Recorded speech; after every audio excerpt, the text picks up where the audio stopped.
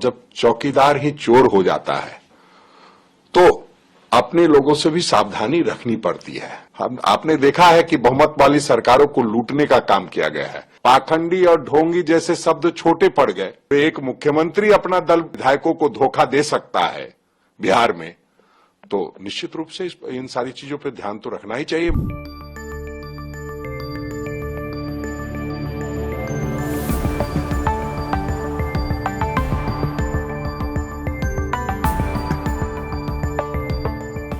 ऐसी क्या जरूरत आन पड़ी कि आपको अपने ही विधायकों को अपने प्रदेश से बाहर दूसरे प्रदेश में शिफ्ट करना पड़ रहा है?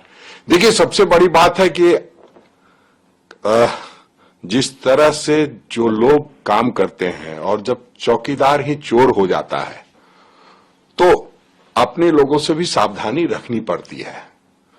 तो उसमें कहीं कोई दिक्कत की बात नहीं है। इतनी बड़ी जीत मिली है, इतना संघर्ष हुआ है, और उसके बाद अगर कोई विधायक, सभी लोगों की इच्छा है कि हम लोग एकजुट होकर के जो हमारा वोट ऑफ कॉन्फिडेंस है उसको करें, तो एक दो दिन बाहर रहने में क्या दिक्कत है?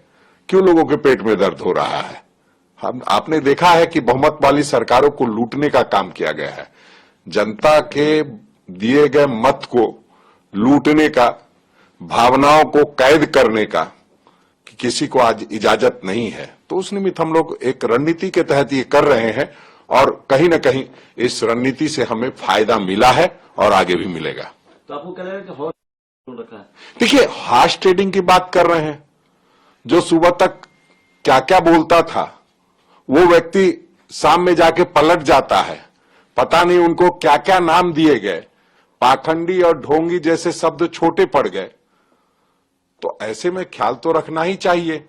जो एक मुख्यमंत्री अपना पूरे दल के विधायकों को धोखा दे सकता है बिहार में, तो निश्चित रूप से इन सारी चीजों पर ध्यान तो रखना ही चाहिए। महाराष्ट्र में किस तरह हुआ, कर्नाटक में किस तरह हुआ, मध्य प्रदेश में किस तरह हुआ, तो इसमें कहीं कोई दिक्कत की बात नहीं होनी चाहिए।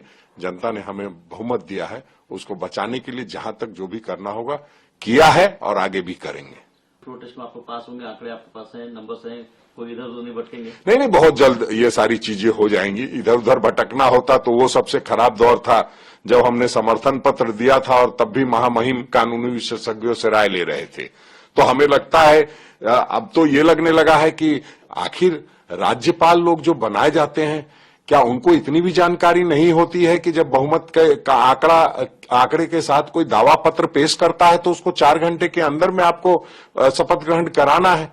तो कई बार साजिश भी लगती है, षड्यंत्र भी लगता है, और कभी कभी ये लगता है कि राज्यपाल महोदय को इन सारी चीजों की जानकारी नहीं है, इसलिए वो कानूनी विशेषज्ञों से राय लेते हैं।